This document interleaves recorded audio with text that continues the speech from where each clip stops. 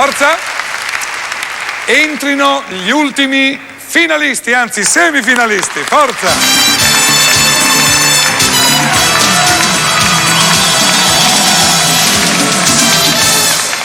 Pulvirenti, senti addosso il peso della responsabilità? Troppo. È troppo. Non solo la Trinacria Unita, ma tutti i siciliani che ci seguono. Tutta Italia. Tutta Italia pure. Gli uomini tifano per te, perché almeno una finale... Però, come faccio? Come faccio a non mettere gli occhi addosso a lei, che già la scorsa settimana è arrivata in finale? Vediamo. Saresti un po' come la Juventus, per 2 volte in finale nella Coppa dei Campioni. Non dovevo dirla questa.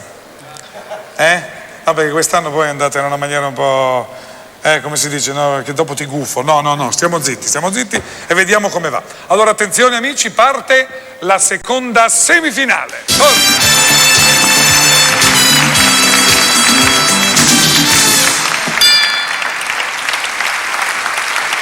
Un tizio si ritira a casa e vede uno con un paio di slip, noi ci chiamiamo mutanne, nei mano. Ma scusi, ma lei con queste mutandine in mano, sa, mi sono cadute le mie mutandine dal mio balcone al suo balcone. Ah, mi scusi, perché? Perché? Per carità. E si ritira e vede sua moglie Concettina alle 7:30, coricata. Lo sai che ti dico? Mi corico pure io. Arrivata a mezzanotte, lo tombolate. Marito mio, ma perché? Perché noi balcone abbiamo.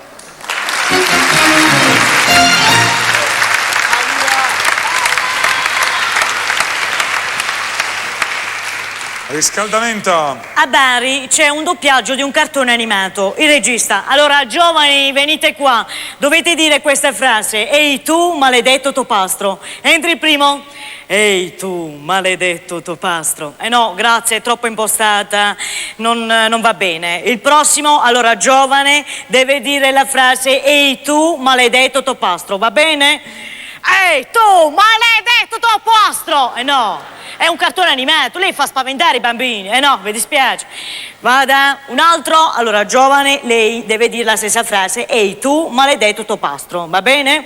Ehi tu, maledetto topastro. Sì, questo mi piace, una bella voce da cartone animato. Allora, venga domani, sempre qui alle 10. No, domani non posso.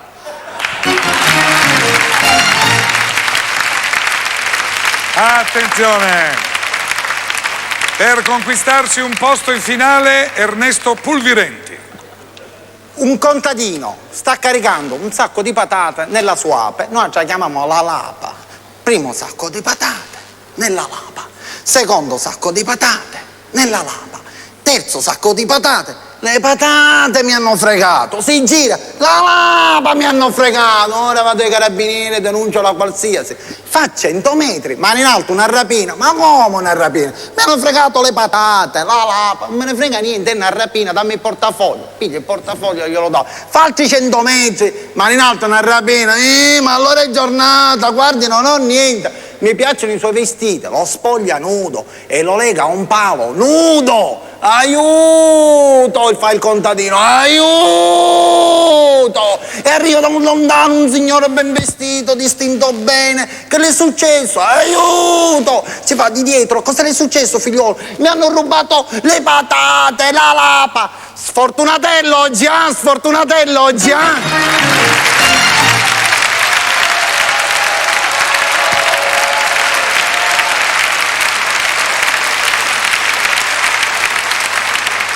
'90.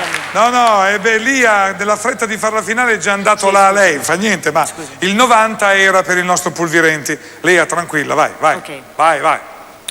C'è una sposina che porta suo marito dal sessuologo. Senta, dottore, mi deve aiutare. C'è un mio marito che non dando è pratico di sesso, lei mi capisce. Siamo sposati da 2 mesi e lui non va niente. Che sono pur sempre una donna, piacente, ho le mie voglie, le mie soddisfazioni. Sì, signora, adesso gli faccio degli esempi. Allora, signor Vitino, facciamo degli esempi per capire come si fanno certe cose, L'ape si posa sul fiore, Sì, l'ape, non ha capito, ha visto che non ha capito, è stato un colpo di fulmine, ma non pensavo che questo proprio. Allora sì, signora, facciamo un altro esempio, signor Vito, La mucca con il toro, la mucca, sì, la mucca, la mucca. No, non ha capito. Allora, signor Vito, adesso veda tutto quello che succede con sua moglie, Signora, dobbiamo fare una cosa, sul lettino, Lei stia attento, signor Vito. Si spogliano, si mettono sul lettino. Alla fine finiscono, E allora, signor Vito, ha visto? Ha capito? Dubbi, domande? Sì, ho capito.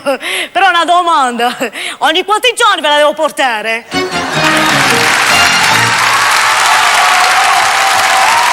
È forte la nostra Lia Cellamare. Guardate com'è seria. Mentre guarda il responso dell'applausometro che la scorsa settimana le ha giocato un brutto scherzo, ma questa settimana va dritta in finale! Lia Cellamare. Mi spiace, Polverenti.